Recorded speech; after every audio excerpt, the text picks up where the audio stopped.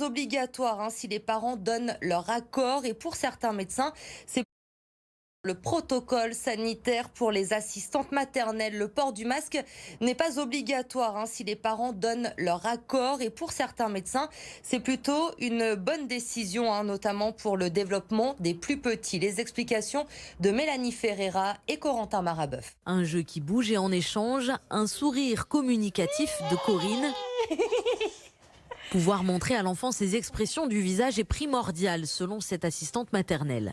L'échange et puis l'ouverture, l'éveil, la prise de conscience, qu'il y ait une interaction aussi entre elle et moi, et puis qu'on parle le même langage en fait. Une interaction impossible avec le masque, selon la professionnelle. Elle a donc décidé depuis le premier confinement, et en accord avec les parents, de ne plus porter le masque en présence des enfants.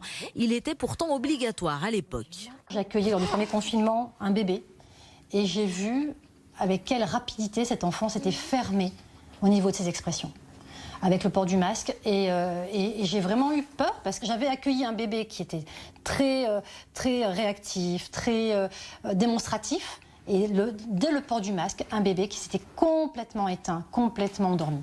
Préoccupation également du côté des orthophonistes. Quand on apprend à parler, on se cale sur la parole de la personne qu'on a en face de soi. Et forcément, si on n'a pas ce retour de la bouche, de toutes les expressions de la face de l'interlocuteur, forcément, on peut moins apprendre à faire comme lui. Difficile encore de mesurer l'impact du port du masque chez les petits, dans l'attente de nouvelles études scientifiques sur la question.